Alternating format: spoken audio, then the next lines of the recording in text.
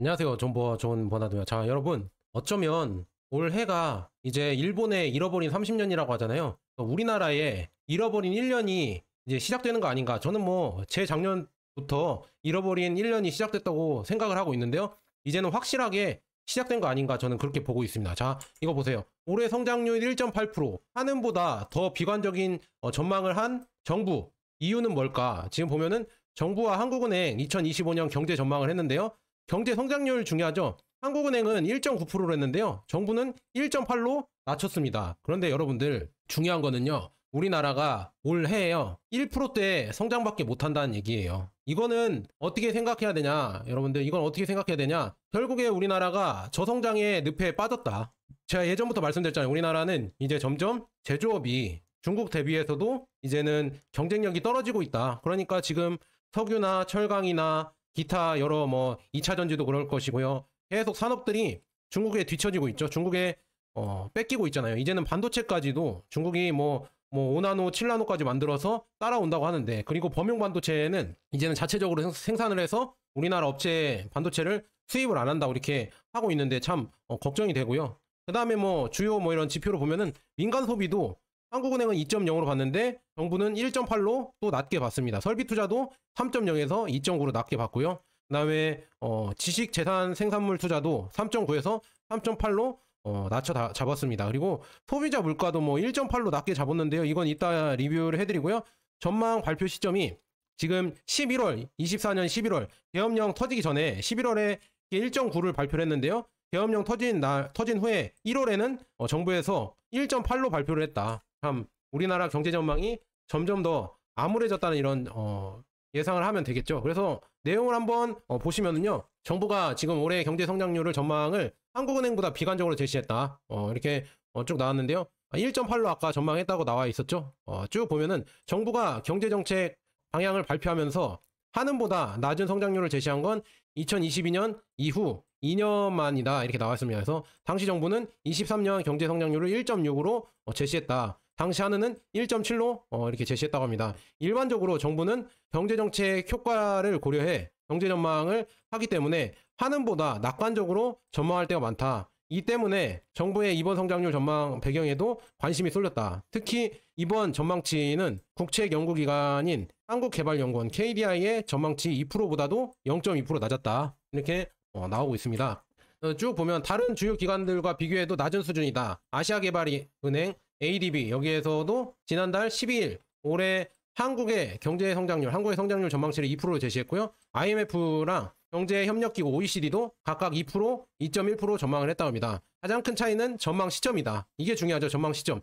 한은은 11월 28일 경제 전망을 발표하고 올해 성장률을 1.9로 전망했다. 그런데 비상계엄이 선포되기 5일 전이었다. 그래서 선포되고 나서는 경제 충격과 불확실성이 더 많이 커졌죠. 참 우리나라는 많이 걱정입니다. 참 경제 성장률 저는 이미 뭐 예전부터 예측을 해서 해외 주식이나 미국 증시나 달러나 금을 모아가고 있었지만 이렇게 이제 점점 우리나라 성장률이 줄어들고 잃어버린 30년이 계속 이제는 지표로 아마 계속 나올 거고요. 이 내려간 성장률은 제가 봤을 때는 반등을 모르겠어요. 할 수도 있습니다. 최악을 찍으면은 반등을 할 수도 있겠지만 그 반등도 극히 저는 제한적이라고 저는 봅니다. 급격하게 막 5%, 6% 이렇게 반등하기는 쉽지 않을 것 같아요. 그래서 정부의 올해 성장률 전망 1.8% 이게 무슨 이유냐면 수출 악화로 반년 만에 0.4% 내렸다. 그때는 뭐 2.0% 이렇게 했었잖아요. 정부에서 올해 성장률을. 그런데 지금 1.8로 내렸는데요. 수출 우려, 그러니까 수출 부진 우려에 따라서 올해 한국 경제 성장률이 1.8%에 그칠 것이라고 정부는 전망을 했다고 합니다. 그게 중요한 게 생산 연령 인구 감소폭. 이게 우리나라가 이제는 고령화 국가를 넘어서 초고령화가 이제 되고 있죠. 초고령화가 되고 있다. 그래서 이렇게 고령화 국가가 되면서 점점 더 이제는 실질 구매력이죠. 민간 소비 가계의 실질 구매력 개선이 잘 안 될 거거든요. 부진할 거거든요. 저는. 왜냐? 우리나라 자체가 이젠 나이를 먹고 있어요. 나이 많은 어르신분들 돈 많이 안 쓰잖아요. 우리가 20, 30대가 돼야 20, 30대 이때가 원래 돈을 가장 많이 쓰는 시기잖아요. 왜냐? 먹고 싶은 것도 마음대로 먹어서 소화할 수도 있고, 그다음에 이도 튼튼해서 막 질긴 것도 많이 여러 가지 가리지 않고 다 먹을 수 있잖아요. 이 나이 때는. 근데 나이가 들면서 죄송합니다. 어르신분들 죄송한데 맞잖아요. 건강 신경 쓰시고 그다음에 이 치아 신경 쓰셔서 좀 부드럽고 좀 가려가면서 음식을 먹으면서 또 많이도 안 드셔. 그다음에 소비도 이제는 잘 안 해요. 예전에 2030 세대들은 옛날에 뭐 어르신분들도 20대 30대 때 막 주요 뭐 기기 같은 거 많이 샀잖아요. 새로운 핸드폰이 나왔던지 새로운 컴퓨터가 나왔던지 어떤 신식 이런 기계가 나오면은 바로바로 샀었는데 나이가 들수록 뭐 그거지 뭐 이렇게 하면서 많이 안 사고 이런 소비가 줄어든다. 그런데 2030 세대는 그러면 돈을 많이 쓰냐? 그것도 아니거든요. 왜냐? 지금 뭐 우리나라 팬데믹 때 부동산이 급등하면서 부동산에 이제는 영끌족들의 돈들이 다 몰렸잖아요. 그래서 라면만 먹고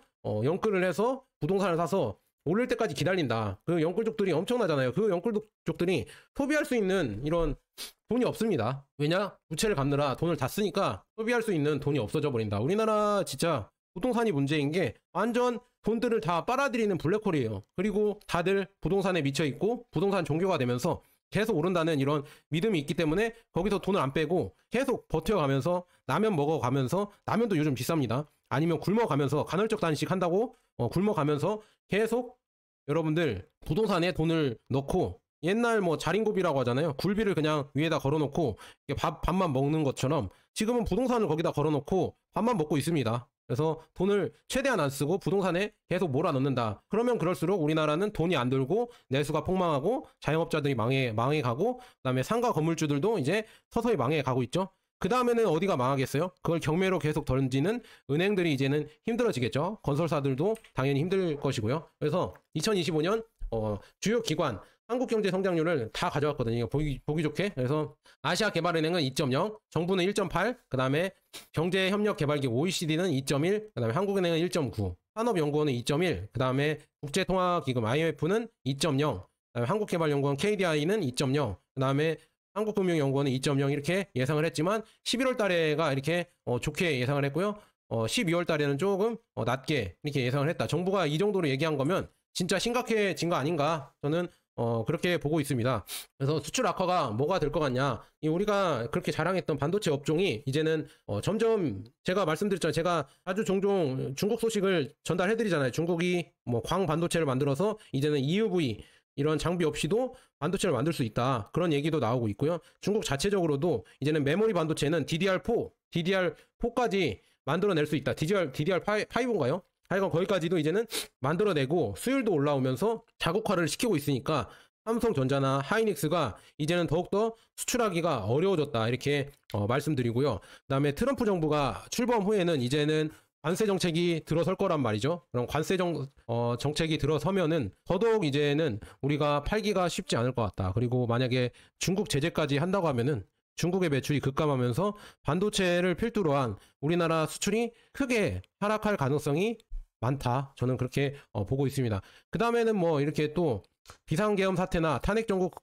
지속이 성장률에 미친 영향에 관해선 김범석 기획재정부 1차관은 작년 예상치에는 반영했다며 올해 전망에는 과거 탄핵 등의 정치 이벤트 영향이 제한적이라는 시각에서 불확실성을 잘 관리한다는 전제로 반영했다. 그런데 과연 지금 뭐 탄핵이 진행 중이잖아요.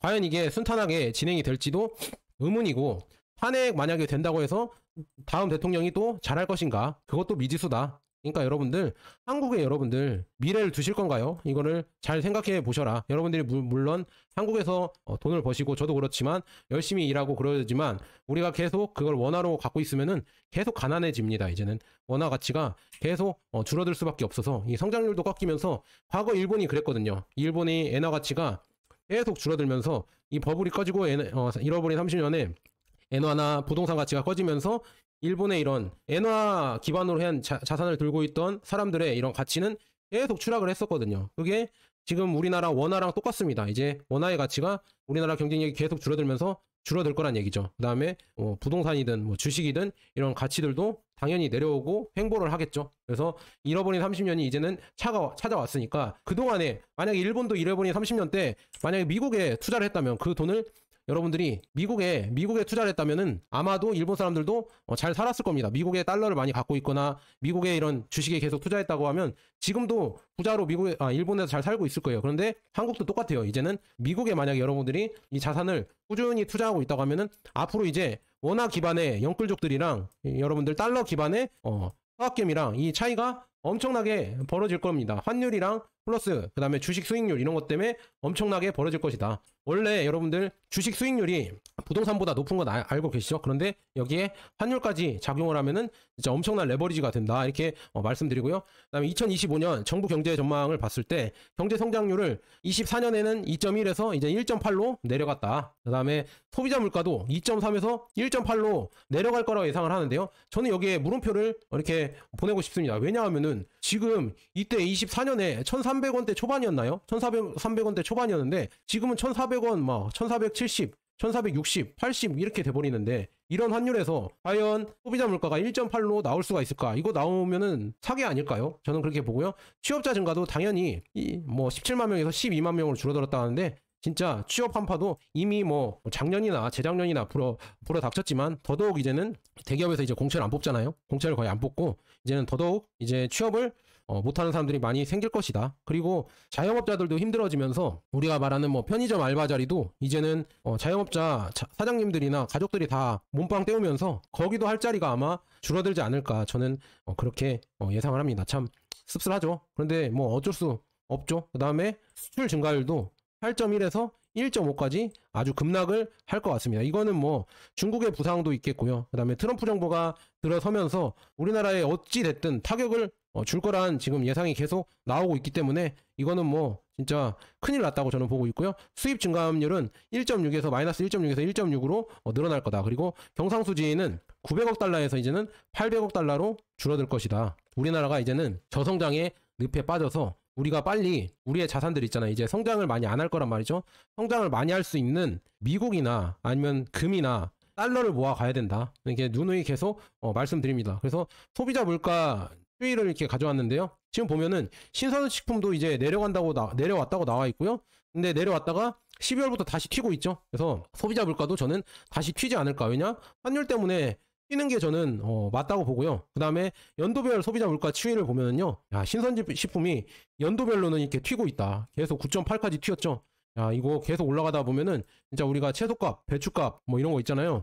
이런 게 비싸서 이제는 못 먹는 시대가 오지 않을까. 이 계속 꾸준히 증가하는 거 보세요. 이 물가 상승률이 진짜 살인적이다 이렇게 말씀드리고요. 소비자 물가가 이렇게 줄어들었다고 하는데요. 이것도 저는 못 믿겠습니다. 지금 우리나라 물가가 엄청나게 올랐는데 소비자 물가가 이 정도밖에 안 올랐다는 게 저는 좀 어이가 없고요. 저는 이것보다 훨씬 많이 올랐다고 좀 생각이 듭니다. 그 다음에 지난해 나홀로 한국 증시가 하락을 했다고 하거든요. MSCI 신흥지수에서 비중이 3.3%가 줄어들었다. 지금 보면 중국은 26.5에서 27로 늘어났고요. 인도도 16.7%에서 19.9%로 늘어났고 대만도 16.0%에서 18.9%로 상승을 했습니다. 그러니까 얘네들은 아마도 시가총액이 늘어났다는 얘기거든요. 그 다음에 한국은 그런데 13%에서 9.7로 급락을 했습니다. 제가 보니까 370조 원인가 이 시총이 날아갔다고 하거든요. 그만큼 우리의 부가 370조가 날아갔다는 얘기입니다. 참 이거 보면서 안타깝거든요. 그러면은 국내 증시만 이렇게 하락하면 안 되고 부동산도 하락을 해야 되는데 부동산은 또 계속 버티고 있다는 게 참으로 진짜 이상하다. 부동산만 비정상적으로 이렇게 유지를 시켜준다. 그 이유는 뭐냐? 지금 보세요. 기업금융을 외치던 은행권도 결국 주담대를 많이 했다. 잔액 증가폭이 주담대가 더 컸다 이렇게 나와 있거든요. 지금 보시면은 최근 3개년 5대 은행 주택담보대출과 기업대출 잔액 증가폭을 가져왔는데요. 지금 보면 22년에 주담대 잔액은 7조 7,297억, 그 다음에 23년에는 16조 7,579억, 그 다음에 24년에는 48조 9,994억 이렇게 나왔습니다. 자, 그런데 지금 기업대출 잔액 증가폭을 보면은요 22년부터 23년, 24년 같이 계속 내렸습니다. 67조, 63조, 53조로 계속 내려갔다. 이 말은 즉슨 뭐냐? 역시나 기업들은 최대한 투자를 안 하고 돈을 안 쓰고 계속 내려갔고, 그다음에 우리나라 자체가 이 기업을 살려서 일자리를 많이 만들어서 이 금융을 키우는 것보다, 그러니까 이런 경제를 키우는 것보다 그저 그냥 부동산 펌핑, 부동산 주담대, 주택담보대출에 계속 돈을 밀어넣으면서 부동산을 유지시켜 주려고 계속 노력을 했다. 이 대출 잔액이 만약에 이렇게 늘지 않았다고 하면은요, 제가 봤을 땐 부동산이 폭락했을 거라고 봅니다. 그런데 이 대출 잔액으로 대출로 계속 밀어주다 보니까 결국 그 가격이 유지가 되는 거죠. 그래서 지금 보면은 기업금융을 강조했다. 지난해 연초부터 신년사에서 기업금융을 강조했지만 실제로는 가계대출 여기에 집중한 거다. 그래서 늘어나는 기업 연체가 은행권에 부담을 준 것으로 풀이된다. 뭐 이렇게 나와 있습니다. 그래서 쭉 보면 주담대 잔액은 뭐 578조 어마어마하네요. 지금 23년 말에는 529조. 이게 뭐 529조? 잘못 쓴 거 아닌가요? 이거 이렇게 되어 있다. 이렇게 나와 있네. 잘못 이게 증가폭이군요. 죄송합니다. 이 증가폭이 이렇게 증가를 했다는 얘기죠. 죄송합니다. 이게 증가폭이 이렇게 나왔다. 그래서 그 주담대가 계속 늘어나고 있구나. 이거를 볼 수가 있습니다. 참 무섭다. 그래서 증가폭이 약 3배로 뛴 것이다. 이렇게 주담대가 계속 늘어나면 늘어날수록 가계대출이 당연히 늘어나겠죠. 그래서 기업들은 대출을 안 하고 오히려 가계만 대출을 늘어나는 이런 상황으로 가고 있다. 그 다음에 구급공무원 작년보다 덜 뽑는다고 하거든요. 이것도 어떻게 보면 우리나라가 이제 세수 부족으로 긴축하는 거 아닌가, 저는 그렇게 보고 있습니다. 그리고 여러분들 우리가 맨날 이제 요즘 무시하잖아요. 공무원이 요즘은 인기가 시들해졌다 이렇게 해서 약간 공무원을 무시하는데, 앞으로 이제 여러분들 경제가 또 안 좋아지면요, 경제가 안 좋아질 거라 저는 보거든요. 그 다음에 우리가 그 고용 안정성이라고 하죠. 고용 안정성이 이제는 불안해지면, 줄어든다고 하면은 공무원의 인기는 다시 살아날 거라고 저는 보고 있습니다. 2025년 국가공무원 공채 선발 인원이 5,272명으로 확정이 됐다고 합니다. 그래서 지난해 5,751명보다 479명 줄었다. 그래서 공채 규모가 대폭 축소되고 있다. 국가에서도 이제는 채용 인원을 줄이는 거죠. 국가공무원 공채 규모는 20년에 6,110명, 21년에 6,825명, 그다음에 22년에 6,819명. 근데 이제 23년에는 6,396명. 확 줄었네요. 6,000명대여서 이제는 24년에는 5,751명으로 엄청나게 빠르게 축소가 됐다. 그래서 이렇게 지금 다들 점점 경제는 어떻게든 부채 증가로 펌핑을 시키려고 하고 있지만, 점점 더 이제 진실이 드러나고 있죠. 수축하는 게 지금 보이시죠? 계속 경제가 수축을 하고 있다. 그리고 환율 불안이 계속 되고 있는데도 한국은행은 국민은행을 이렇게 데리고 와서 결국 환해지 물량이 나올 거라고 하면서 환율 안정에 기여하도록 이렇게 계속 하고 있다. 여기 한번 보시면 한국은행은 향후 국민연금의 환해지 물량이 원달러 환율 안정에 기여할 것이라고 평가했다. 정치권의 여야정 협의체 가동 합의와 뭐 헌법재판관 임명 등의 움직임도 환율 안정에 도움을 줄 것이라고 봤다. 맨날 뭐 이런 걸 이렇게 긍정적으로 평가하는지 모르겠습니다. 2일 윤경수 한은국제국장은 국민연금 내부 결정에 따라 곧 국민연금에서 환해지 물량이 나올 것으로 예상한다. 그 다음에 이 부분이 환율 안정에 기여할 것이라고 밝혔다. 국민연금을 이제는 여기다 당연히 뭐 끌어 쓰겠죠. 뭐 우리나라가 뭐 다 그런, 우리나라가 어떤 민족입니까? 자, 국민연금이 환해지를 한다는 것은 원달러 환율 수준이 일정 기준보다 높을 경우 보유한 해외 자산의 일부를 선물환을 통해 매도한다는 의미다. 그러니까 환전을 해서 지금 환율을 낮추겠다는 얘기죠. 이 과정에서 실제로 원달러 환율이 떨어지면 국민연금은 차익을 거두고 달러 매도를 통해 환율을 낮출 수 있다.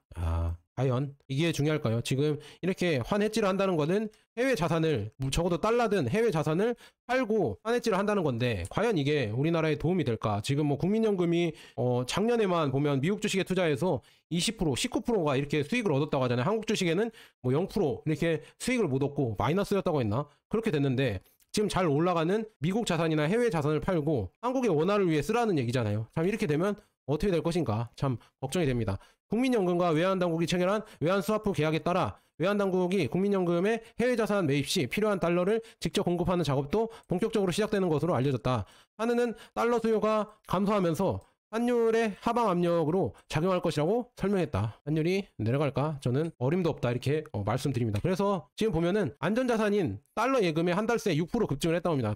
벌써 이제 국민들은 알아챈 거예요. 이제 큰일 났다. 원화를 모으면 안 되겠구나. 그래서 한 달 사이에 6% 가까이 지금 달러 예금이 증가를 했다고 합니다. 그래서 이거는 약 16년 만에, 금융위기 이후 16년 만에 가장 높은 수준으로 치솟았지만 향후 강달러 기조가 이어질 것이라는 전망이 이어져 달러 매수세가 계속되고 있다고 합니다. 지금 이제 달러가 계속 매수세가 늘어나고 있죠. 이 위아래로 등락이 있지만 늘어나고 있다는 걸 이렇게 보시면 될 것 같습니다. 이렇게 늘어나고 있습니다. 원달러 환율은 비상계엄 발표 직전 12월 3일 1402원이었다고 합니다. 1402원 90전, 같은 달 26일 1464원 80전으로 올랐다. 30일에는 1472원, 1488원까지 올라갔었죠. 이렇게 올라갔었다. 글로벌 금융위기의 충격이 이어지던 2009년 3월 13일 1483원 50전. 야, 글로벌 금융위기 때도 1483원이었다고 하는데 지금은 뭐 그냥 1470원이 올라가 버렸으니까 이 위기도 아닌데 이렇게 올라가 버렸는데 참 걱정이 너무 많이 된다. 환율이 연고점을 돌파했는데도 달러 예금이 증가한 것은 환율이 앞으로 더 오를 것으로 예상하는 개인과 기업이 늘었다는 의미이다. 그렇죠. 여러분들 빨리 파악하시고 원화를 탈원화하시고요. 빨리 환전을 통해서 달러에 투자하셔라. 달러를 갖고 계셔라. 이렇게 말씀드립니다. 계속 말씀드리고요. 이인영 더불어민주당 의원에게 제출한 자료를 통해 뭐 원달러 환율이 1,500원에 도달할 가능성을 배제하기 어렵다. 지금 이렇게 금융학계에서는 한국개발연구원에서 이렇게 얘기를 했다고 합니다. 아, 무섭죠? 한국개발연구원에서 원달러 환율이 이제 1,500원 도달할 가능성이 배제하기 어렵다. 1,500원 된다. 이거는 뭐 내일 또 이렇게 자료 있으면은 만들어서 여러분들이랑 얘기를 하도록 하겠습니다. 자, 민경원 우리은행 연구원은 계속되는 전국의 불안과 대외 강달러 압력으로 인해 원달러 환율의 상승 압력 우위를 예상한다며 1,480원대 상단을 열어둘 필요가 있다고 설명했다. 그래서 달러 예금과 달리 엔화 예금 급감했다고 합니다. 그래서 이거는 뭐 쭉 참고로 보시고요. 결국에는 여러분들 달러를 모으셔야 된다. 지금 다 파악한 사람들이 많이 생기는 것 같아요. 그래서 우리 매번 말씀드렸잖아요. 달러, 금, 해외 주식 꾸준히 이거 ETF로 여러분들 연금저축 있잖아요. 연금저축 모아 가시라고 매번 여러분들 강조 드렸습니다. 매번 강조 드렸습니다. 여러분들 두 번 다시 강조 드리겠습니다. 여러분들 계속 제 영상 보시면은 이런 국내외 이런 기사들 봐드리면서 국내 이런 경제 상황도 이제는 봐드릴게요. 왜냐? 진짜 시국이 진짜 급박합니다. 이제 진짜 IMF가 터질 것 같고 경제 위기가 진짜 올 것 같아요. 아니면은 경기 침체가 이미 왔다. 그래서 우리가 빨리빨리 준비를 해서 여러분들이 버시는 원화를 달러로 바꾸시고요. 금으로 바꾸시고요. 해외 주식으로 바꾸셔서 꾸준히 들고 가셔야 된다. 그리고 최대한 절약하셔야 된다. 그리고 여러분들 돈 벌 수 있을 때 최대한 열심히 회사를 다니시고요. 절대 창업하지 마시고요. 건물주 되지 마시고 매번 말씀드렸습니다. 여러분들 위험한 데 투자하지 마시고 이렇게 안전자산 최대한 원화를 멀리 하시고 이렇게 말씀드렸습니다. 자, 여기까지 좋은 번화되었습니다. 여러분 감사합니다.